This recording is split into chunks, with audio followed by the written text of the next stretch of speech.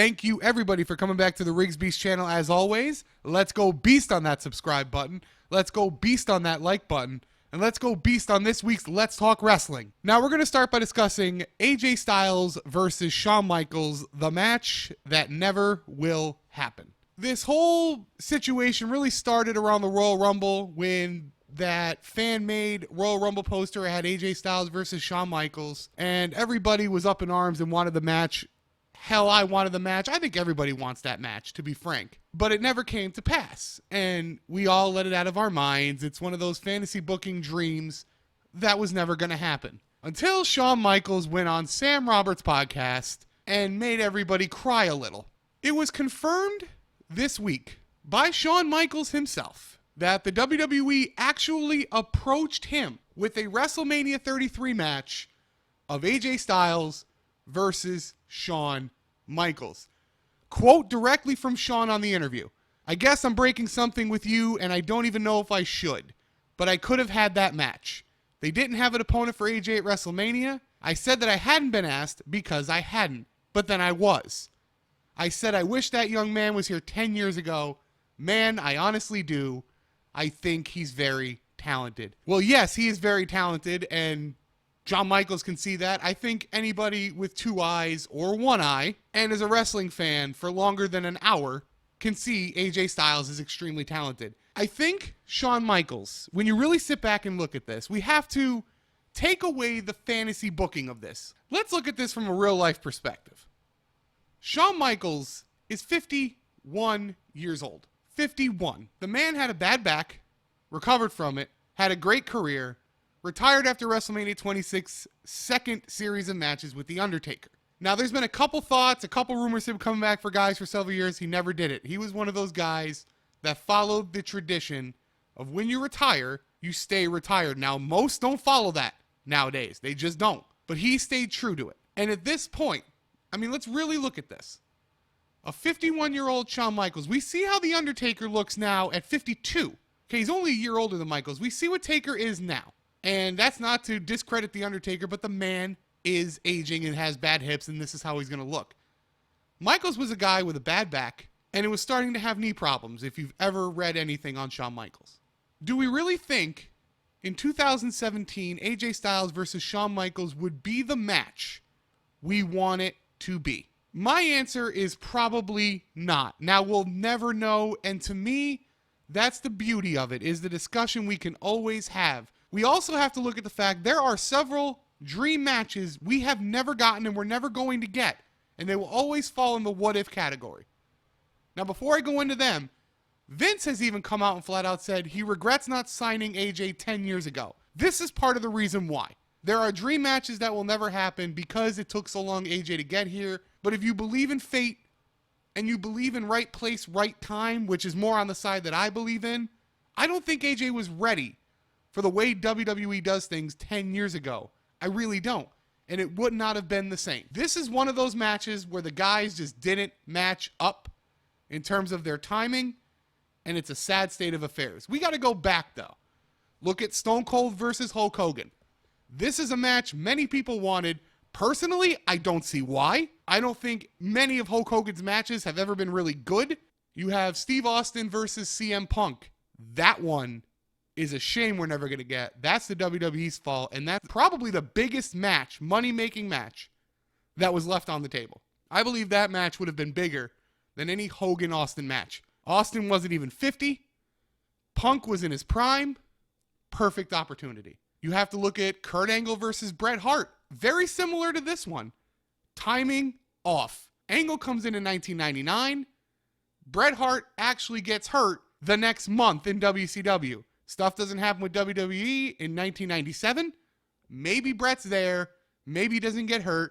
You get Bret and Angle. You get those three matches are matches, just examples of things we'll never get. And they always go down in the lore of who would win. Daniel Bryan versus Kurt Angle. I'm just cutting myself off. They just did a special on that. There's another one. Wrong place, wrong time.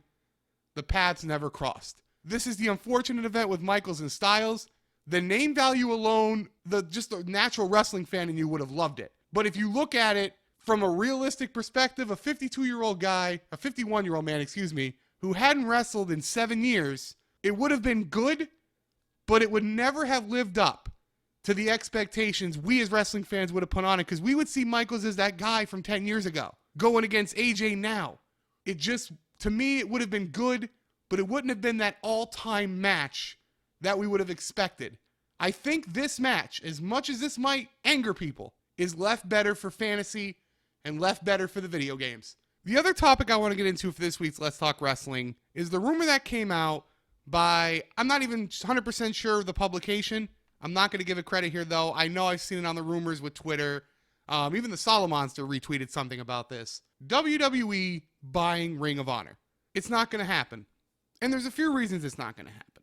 Now, there was an interview earlier in the month. Ring of Honor COO Joe Koff, he denied the rumors. Thing is, anytime there's a potential sale of any company in any business, they're most likely going to always deny rumors because it affects talent, it affects employees, etc., etc.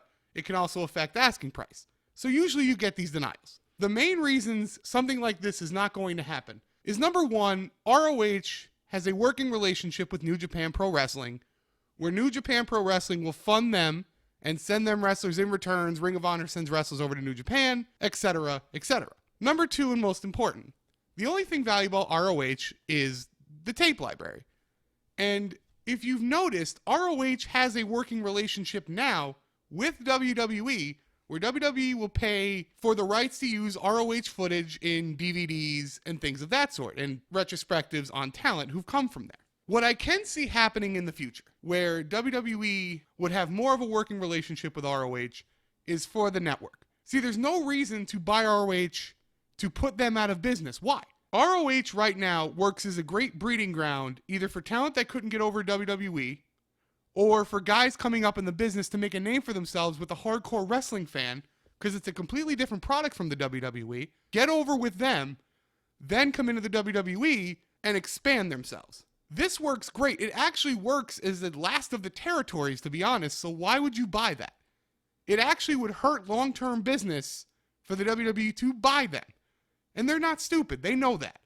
That's why when I read this, the first thing I thought was, this is bullshit. Now, what I can see happening in the future is WWE working out with Sinclair Broadcasting, and Sinclair Broadcasting is the one who actually owns and operates ROH, is a working relationship to where they would put shows on the network, potential pay-per-views on the network, in a way to rent the video library to expand the subscriber base for the WWE network, but also get more eyes on ROH.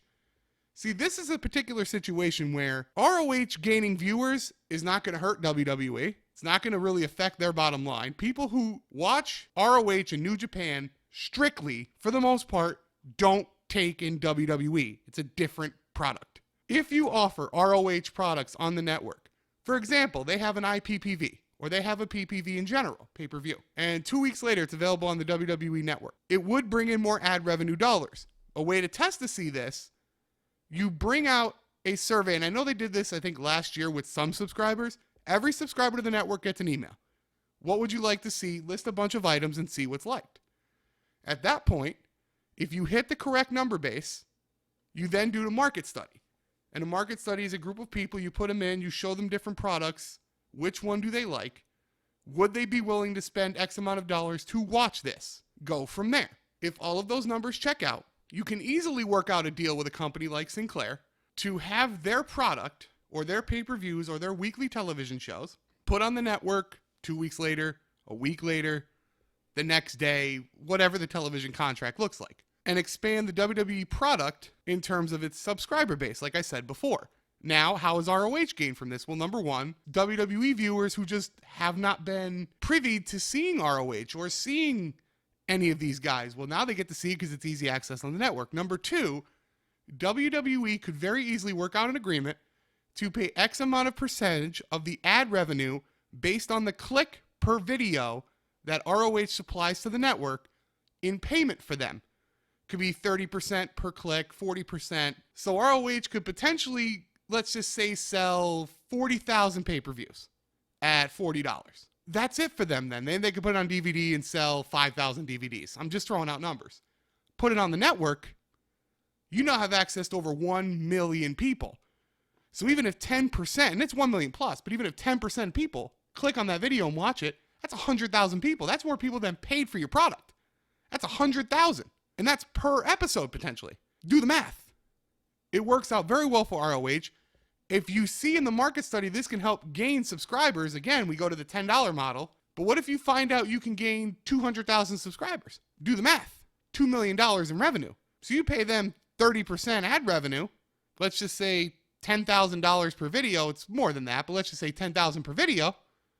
You're giving them $3,000. You're getting $7 off ad revenue, plus potential, for example, 200,000 subscribers, $2 million to pay out X amount. It could work both ways, and it improves wrestler visibility, which can then over time improve WWE marketing for t-shirts and items, etc., when and if they are capable of being signed and coming to the WWE. You see how something like that works far better for the product in general, for WWE, for ROH, and everybody combined. WWE just buying the video library makes little to no sense. WWE expanding its working relationship with ROH makes a lot more sense. And that I can see coming down the road within the next year or two, to be honest, because if you remember, like I stated before, they ran that email, would you be interested in ROH, or would you be interested in other wrestling products, and then would you pay a fee for increased content? So I think stuff like this has been negotiated, has been talked about, and could be coming down the pike, and that's what I would do, what I just laid out before. Don't buy them. Makes no sense to buy them. You help fund them. You keep them afloat. They're already doing fine, but you keep them afloat. You help their production look better. You make money on the network side, gain subscribers. You help the wrestlers get more mainstream, which in turn, if they get big enough, you get a couple of guys, come to the WWE, you then sell more merchandise you weren't selling before, you make revenue that way. There's much more potential in that working relationship than just buying a video library. So to wrap it up, Shawn Michaels, AJ Styles, though very tempting to watch, is better left in fantasy, and WWE should expand the working relationship with ROH for network subscriptions and for enhancement of the wrestlers to a larger audience, to potentially make them bigger than they are, to help merchandise sales from when they come to the WWE, as well as network subscriptions. And that's going to do it for this week's Let's Talk Wrestling. As always, let's go beast on that subscribe button. Let's go beast on that like button. And as always, guys, keep it beast.